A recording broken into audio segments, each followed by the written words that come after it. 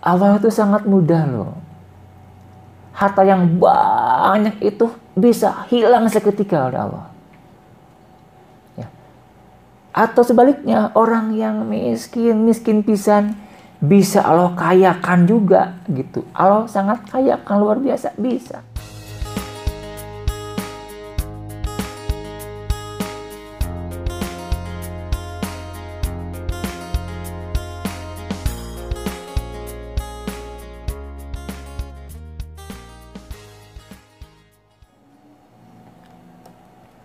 Alhamdulillahirabbil alamin wa bihi nasta'inu ala umurid dunya waddin. Asyhadu an la ilaha illallah wahdahu la syarikalah wa asyhadu anna Muhammadan abduhu wa rasuluhu alladzi la nabiyya wa la rasula ba'dah, amma ba'd. Alhamdulillah, di pagi hari ini saya Abi Nayudi senang rasanya bisa menjumpai Anda di Renungan Pagi Forum Komunikasi Remaja Muslim edisi Rabu 15 Desember 2021 yang pasti hanya di Marta FM Tasikmalaya. Setiap pagi kami berharap Anda dalam keadaan sehat dan afiat, dalam keadaan tetap spirit, ya, bahagia, senang untuk menjalankan aktivitas harian Anda, dan tetap punya satu prinsip, kita tiap hari harus produktif dengan kebaikan, dengan amal soleh. Khairun nas man tala umuruhu wa hasuna amaluhu. Orang yang paling baik adalah orang yang panjang usianya dan baik amalnya. Maka senantiasalah kita punya spirit untuk bertambah kebaikan setiap hari. Ya, jangan bertambah kesalahan, jangan bertambah dosa, maksiat, tapi prinsipnya bertambah kebaikan atau al-barokah aziyadah fil khair. Di pagi hari ini kita akan melanjutkan kajian bedah buku malam ini, ya, buku ini, ya, buku Bisnis Jalan Langit yang ditulis oleh Parija Zakarias, owner Syamil Quran. Kita hari ini akan melanjutkan materi tentang bisnis jalan langit di bab kedua, ya, tentang mindset bisnis jalan langit, ya, tentang mindset bisnis jalan langit. Di bab ini sebelum ke materi utama itu dibikin dulu semacam diagram alur, ya. Parija menulis atau menggambar alur bahwa Allah Subhanahu wa Ta'ala itu mengamanahkan, ya, ingat, mengamanahkan, menitipkan kepada kita harta dan kekayaan. Artinya yang namanya amanah itu harus berlaku aman, ya. Harus mengamankan apa yang dititipkan. Karena amanah itu ya seakar dengan kata amina, artinya aman. Maka ketika kita diamanahkan harta kekayaan oleh Allah, maka kewajiban kita adalah bagaimana harta ini aman gitu. Aman apanya?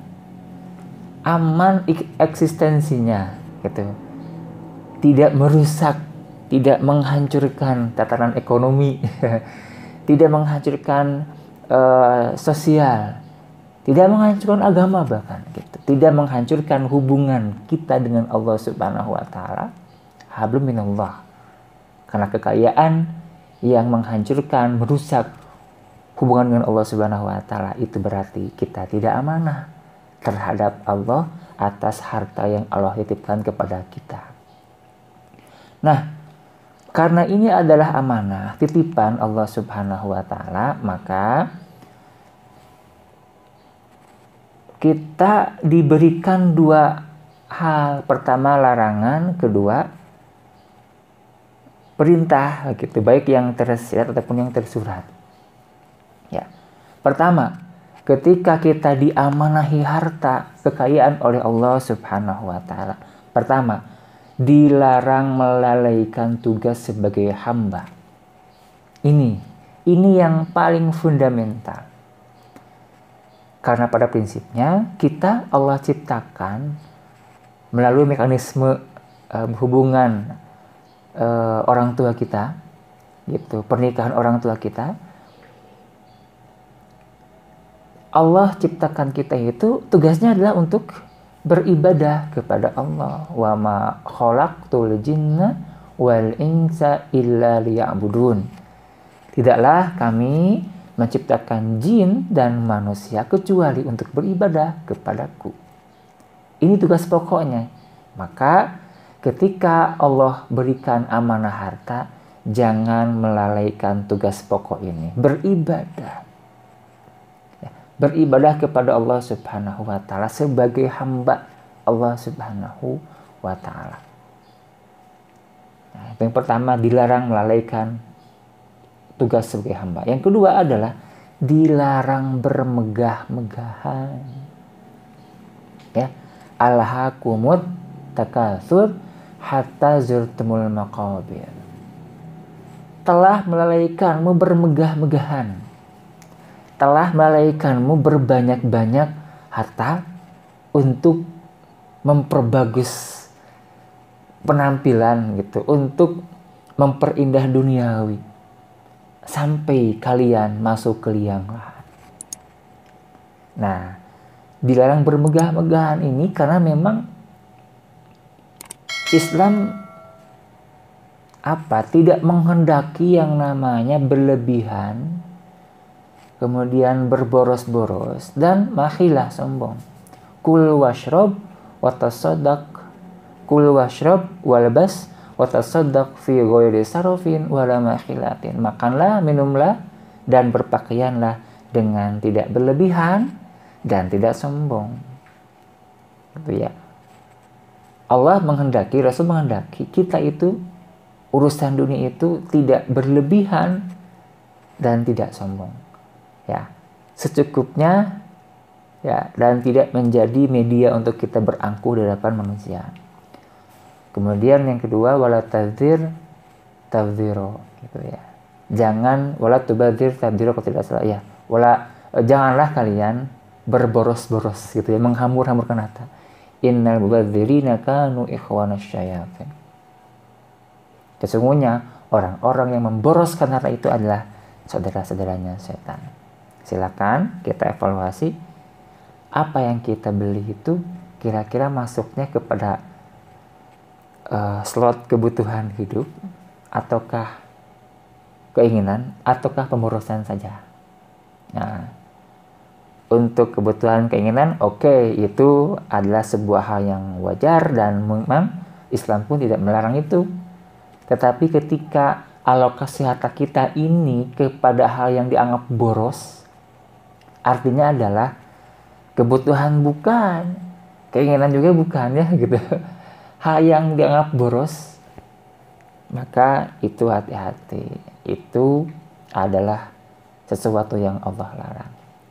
Yang ketiga, dilarang mencari dengan jalan yang batil. Ya, dilarang mencari harta, kekayaan dengan cara yang batil, dengan cara yang salah, yang zalim. Itu tidak boleh. Ya. La ta'kulu amwalakum bainakum bil batil illa an takuna tijaratan antara minkum. Janganlah kalian memakan harta di antara kalian dengan cara batil. Janganlah mencari nafkah, janganlah mencari harta dengan cara yang batil. Sesungguhnya kecuali dengan cara tijaratan antara minkum, dengan cara transaksi jual beli yang saling ridho di antara kalian.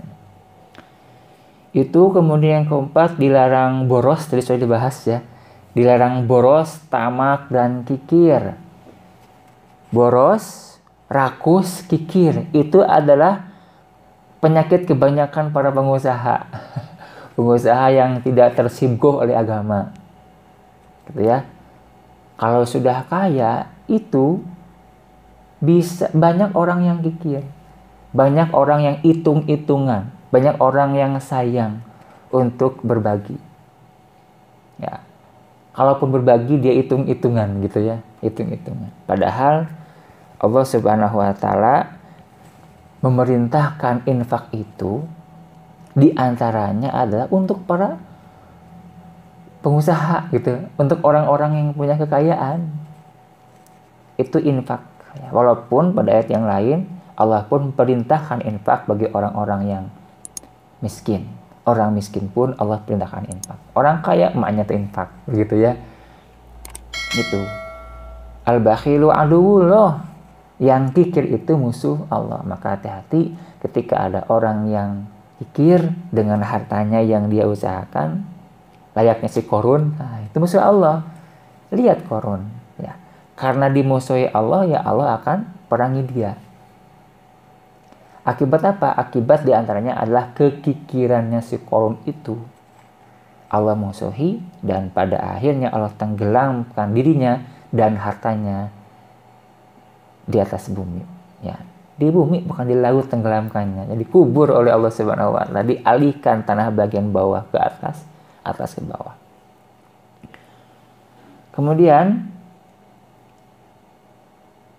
yang kelima adalah dilarang miskin yang membahayakan akidah. Nah, ini nih ada karinah, ya. Dulu sempat ada motivator ya bercanda ya, tapi dianggap oleh masyarakat itu bercanda yang memang bukan tempatnya, ataupun memang itu bercanda yang menyakiti sebagian. Miskin kok lama-lama, nah gitu ya. Nah, kalau ini Pak Didi itu lebih bijaksana. Jangan miskin tapi yang membahayakan akidah, gitu ya. Kalau toh hari ini Allah misalnya tetapkan rezeki Anda atau kita itu misalnya kurang, maka jangan sampai kekurangan rezeki ini mengganggu akidah, bahkan berpindah akidah. Dilarang miskin yang membahayakan akidah. Ya. Walaupun sama saja dilarang kaya gitu ya, yang membahayakan akidah, sama saja sebenarnya substansinya. Intinya adalah membahayakan akidah. Jangan miskin, jangan kaya yang membahayakan akidah, yang merusak akidah, bahkan yang memindahkan akidah. Na'udzubillah, na'udzubillah.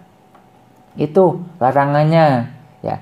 Nah, kemudian dalam harta ini ada perintah gitu ya. Pertama, ada hak Allah dan Rasulnya.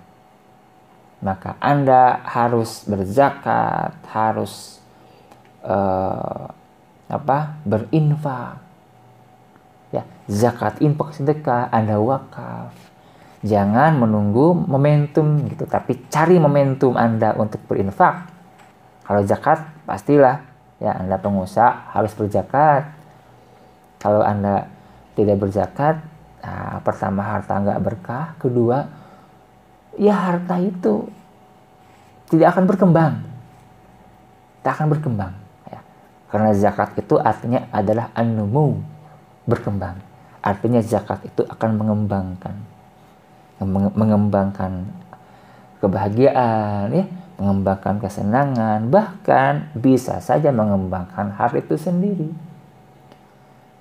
Bahkan Rasul telah memberikan sebuah semacam warning ya.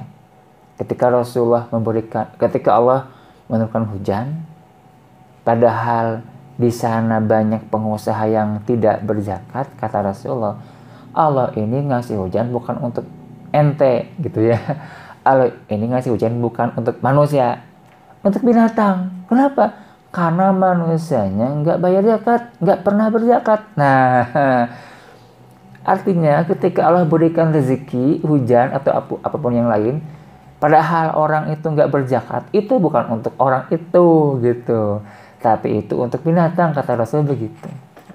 Berzakat itu sudah pasti. Sedekah, wakaf, infak itu digeber karena ada hak Allah dan Rasulnya di balik harta amanah yang Allah berikan ini. Kedua adalah akan dimintai pertanggungjawaban. Ini ya. Ini yang menjadi hal yang krusial ya di akhirat nanti. Seandainya seseorang punya harta kekayaan yang banyak, tapi hartanya tidak berfaedah untuk akhirat. Ya. Harta yang kita miliki hari ini harus menembus akhirat, harus berfaedah untuk akhirat. Kalau tidak, ini akan krusial nanti. Allah akan tanya. Ya. Tidak akan bergeser kaki seorang hamba, la tazulu qadama abdin hatta yus'ala an arba'in. Nanti pada hari akhirat tidak akan bergeser dua kaki seorang hamba sehingga Allah tanya tentang 4 perkara. Di antaranya adalah wa an malihi min aina tasabahu wa fima anfaqahu.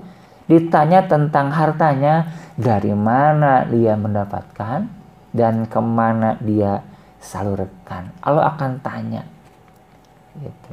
Ketika kita mendapatkannya dari cara yang halal, kemudian menyalurkannya kepada yang halal dan kepada perintah-perintah Allah, fisabilillah, maka hartanya akan membuatnya berada di tempat yang termulia. Karena banyak para sahabat yang kaya raya kemudian ke surga. 10 di antara sahabat yang Rasul jamin surga itu kebanyakannya adalah hampir 70%-an itu orang-orang atau sahabat-sahabat yang kaya. Gitu. Kemudian yang ketiga, bisa bertambah luar biasa, bisa hilang begitu saja. Allah itu sangat mudah loh.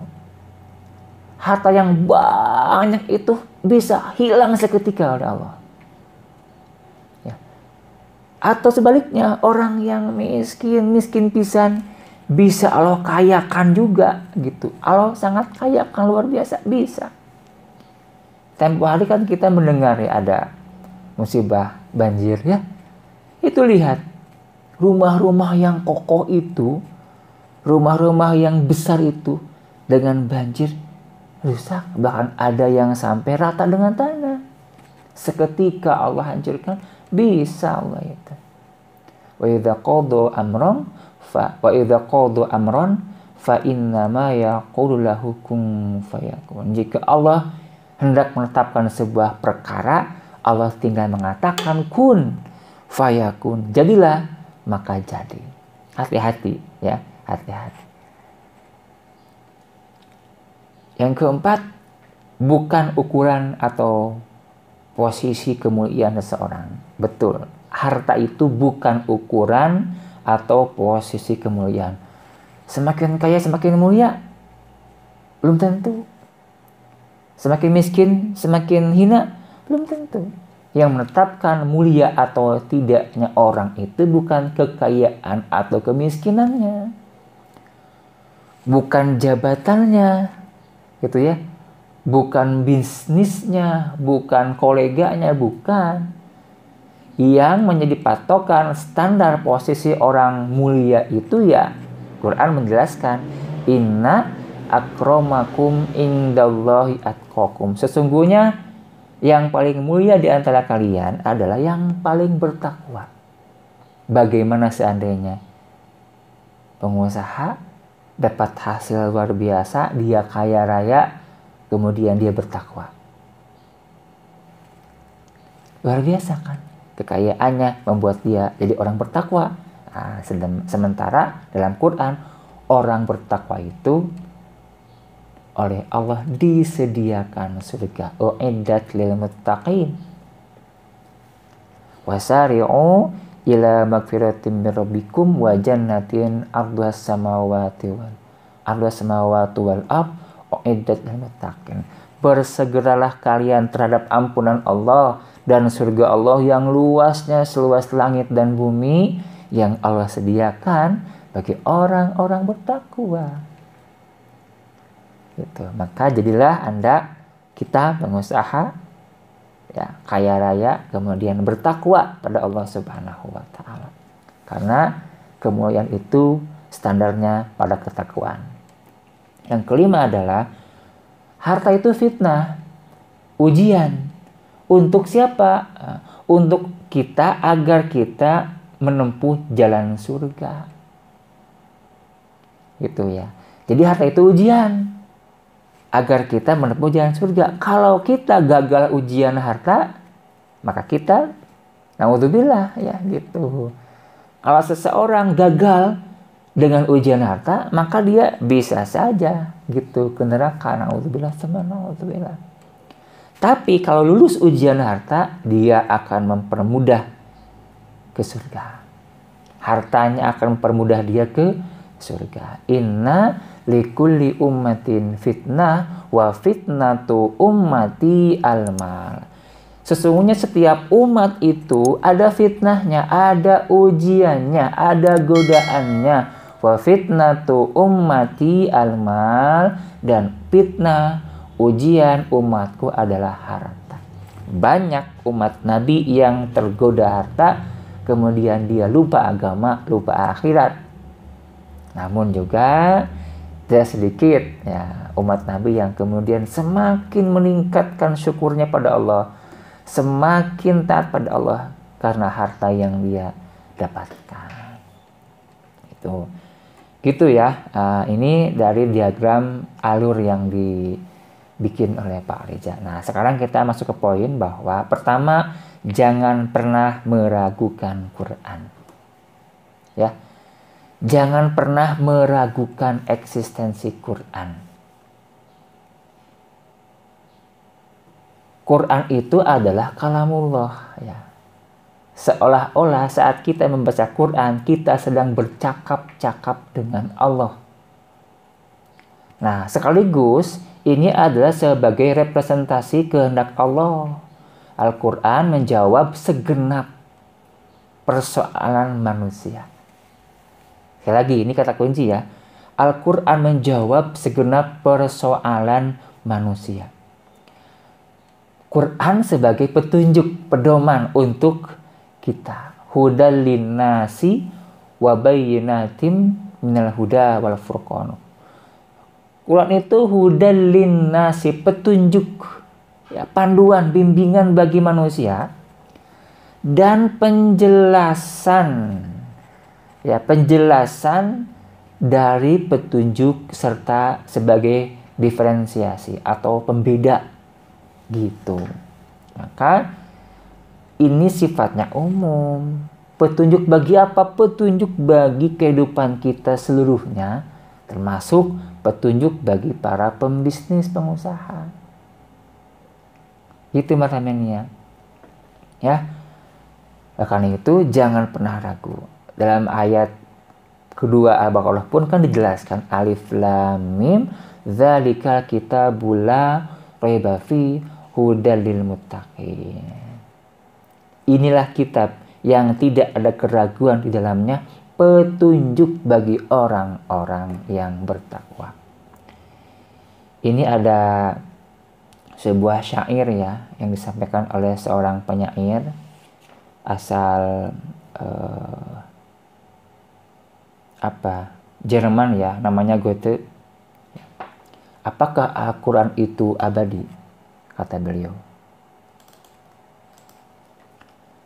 Itu tak kupertanyakan. Apakah Al-Quran itu ciptaan? Itu tak ku tahu. Bahwa ia kitab segala kitab, sebagai muslim wajib ku percaya. Wajib meyakininya. Alangkah bodohnya jika seseorang dalam hal kesemuanya memuja-muji pendapatnya sendiri. Sedangkan Islam berarti kepada Tuhan sepenuhnya berserah diri, maka sesungguhnya kita semua ini dalam Islam kan hidup dan mati. Ini syair yang luar biasa menggambarkan bahwa kita meyakini kepada eksistensi Al-Quran, tidak ragu bahwa kitab Quran ini sebagai pedoman bagi manusia, bukan hanya pedoman untuk ibadah pada Allah, bukan hanya pedoman membangun hubungan dengan Allah Subhanahu wa Ta'ala, tapi pedoman bagi seluruh aspek-aspek kehidupan kita. Hatta sampai urusan ma'isyah pun Quran membimbing. Maka jangan pernah ragu untuk belajar Al-Quran. Nah, kemudian selalulah mengadu kepada Allah. Sejatinya, teman-teman ya, seyakin kita kepada Allah Subhanahu wa taala bahwa Allah itu maha sempurna, maka seyakin itu pula lah kita mestinya kepada Al-Qur'an gitu. Yakin kepada Al-Qur'an. Apa wujud keyakinannya? Maka segala urusan kita itu kita adukan kepada Allah. Ya. Itu segala urusan kita, hatta urusan bisnis pun kita adukan kepada Allah. Gitu. Itu yang pertama. Yang kedua, wujud kita yakin itu adalah segala urusan kita lakukan sesuai dengan tuntunan Al-Qur'an. Gitu ya. Jadi yang pertama, segala urusan kita adukan pada Allah. Kita serahkan pada Allah. Kalau saya pinjam istilah ataupun kalimat dari Ibnu Athaillah dalam Al-Hikam, min alamatin nujhi fin nihayat ar-ruju'u ilallahi fil bidayat.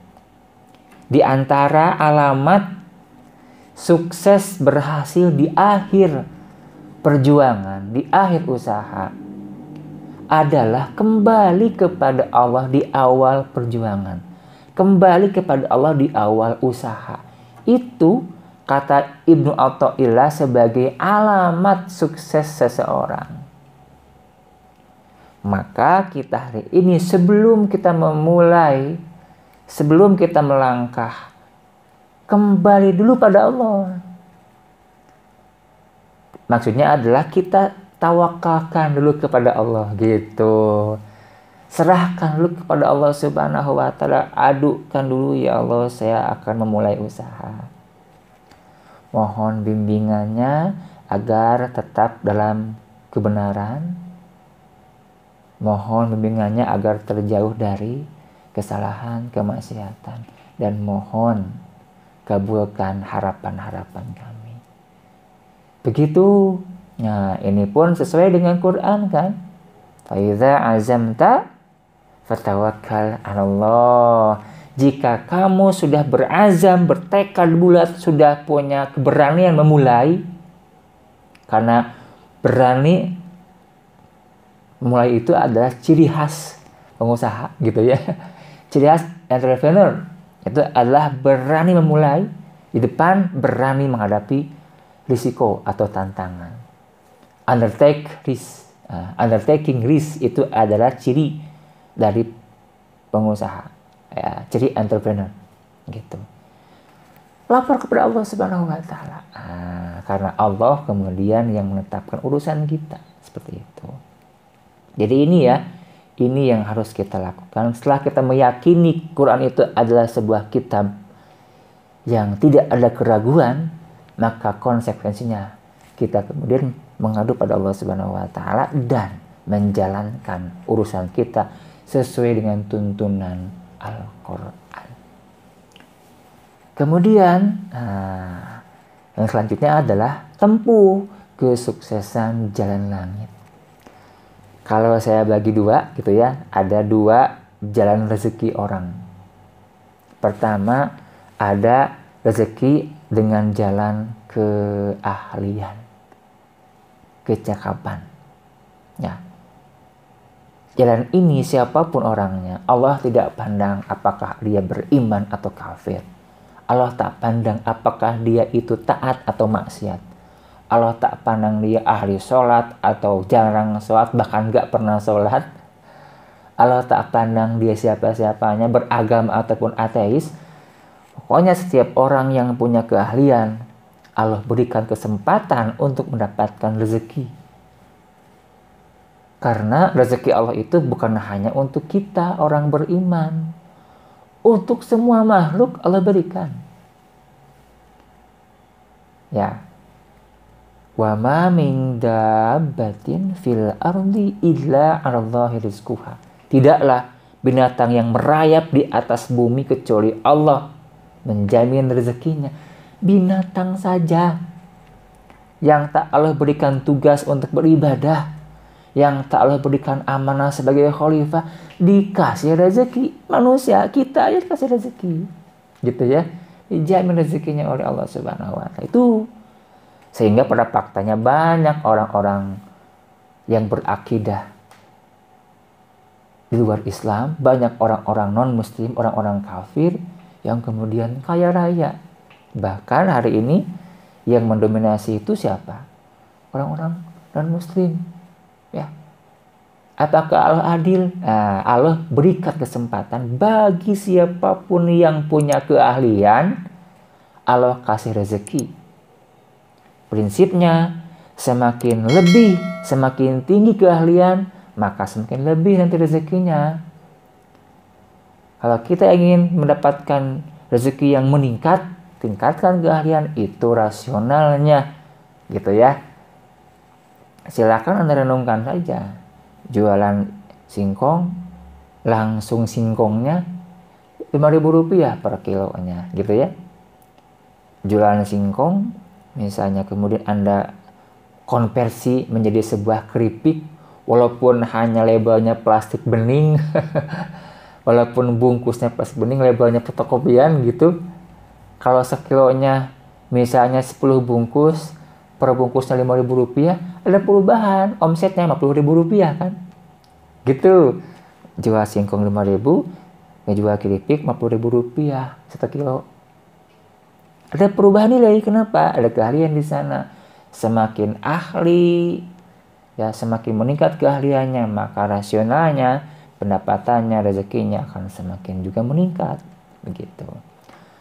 Nah, yang kedua ada rezeki jalan ketakwaan, gitu. Kalau Pak Rijal bilangnya jalan langit, gitu ya. Nah, ini Allah berikan khusus bagi orang-orang bertakwa.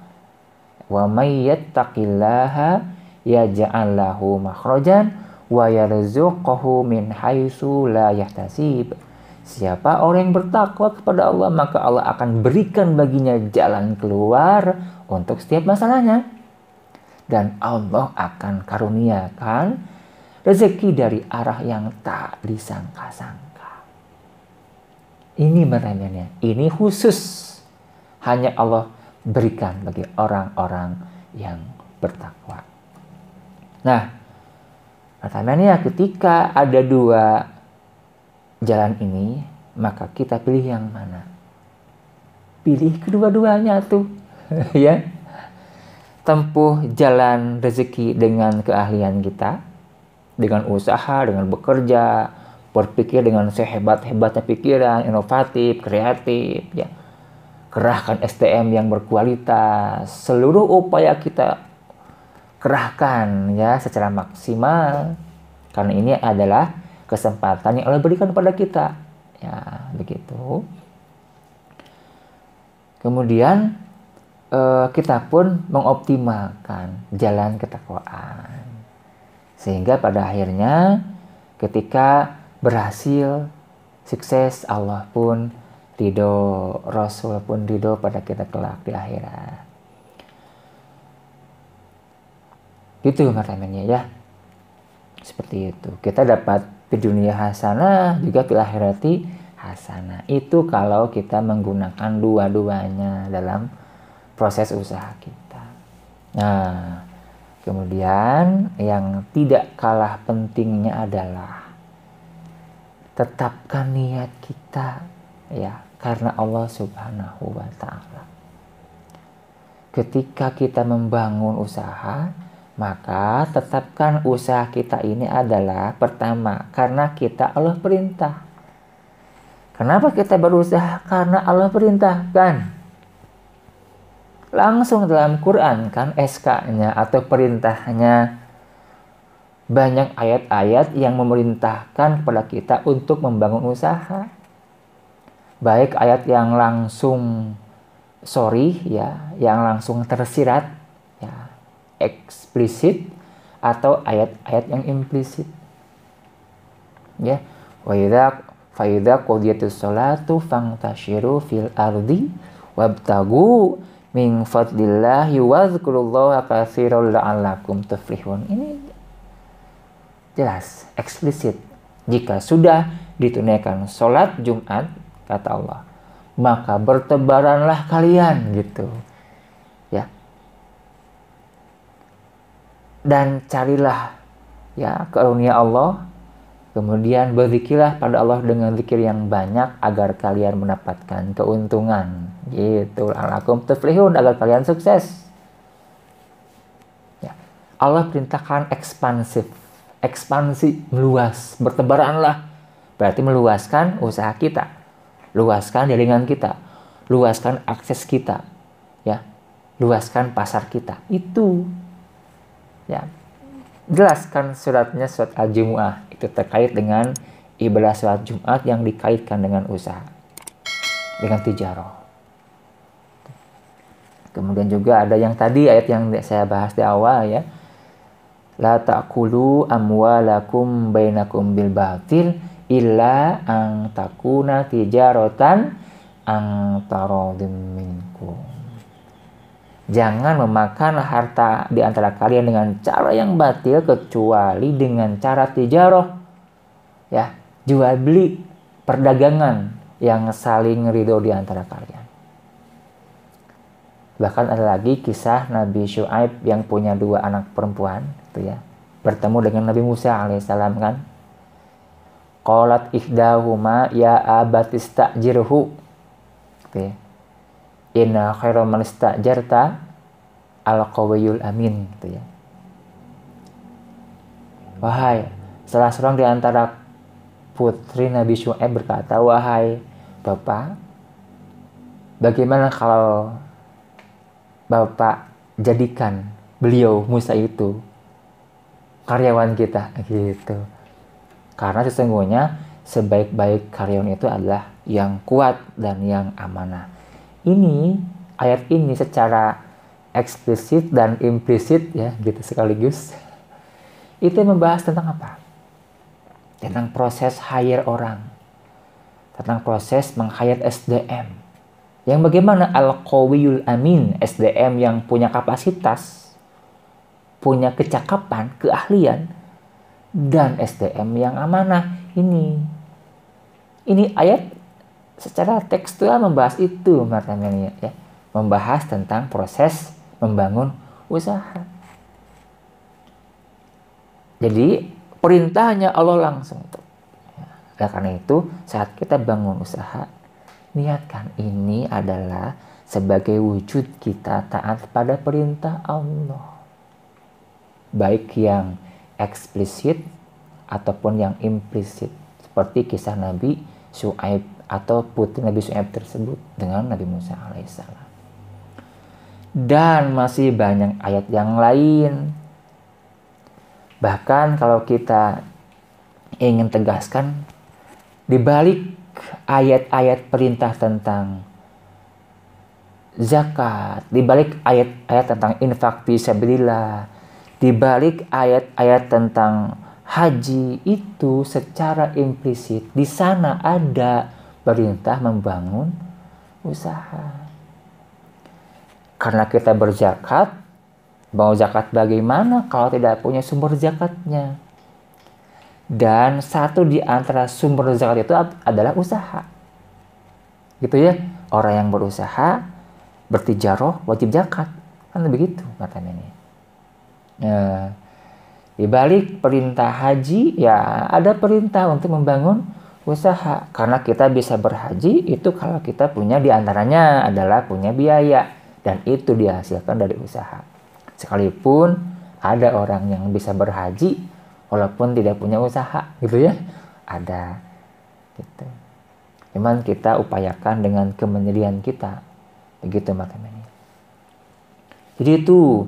Nah, yang kedua, niatnya adalah kita bangun usaha itu untuk kehidupan akhirat kelak, bukan hanya untuk dunia. Ini yang mungkin harus dioptimalisasi atau dioptimalkan oleh para pengusaha muslim. Sekali-kali jangan sampai Anda berusaha, berbisnis, itu hanya untuk memperkaya diri di dunia saja. Jangan. Tapi harus memperkaya diri kelak di akhirat. Sehingga dalam sebuah hadis para sahabat ada yang iri, ya, yang cemburu gitu. Dhahaba ahlud dusur bil fujur gitu. Ya Rasulullah, lihat, orang-orang kaya banyak pahalanya gitu ya. Dia melenggang dengan banyak pahalanya, sementara kami bagaimana? Gitu. Nah, Rasulullah pun memberikan sebuah penekanan gitu ya. Ketika orang kaya banyak pahala dengan kekayaannya, maka orang miskin pun harus banyak pahala dengan kemiskinannya, begitu. Kata Rasulullah, tasbih kan sedekah. Tahmid, takbir, tahlil sedekah. Kalimah thayyibah itu sedekah. Kita kata Rasul, susul mereka dengan itu.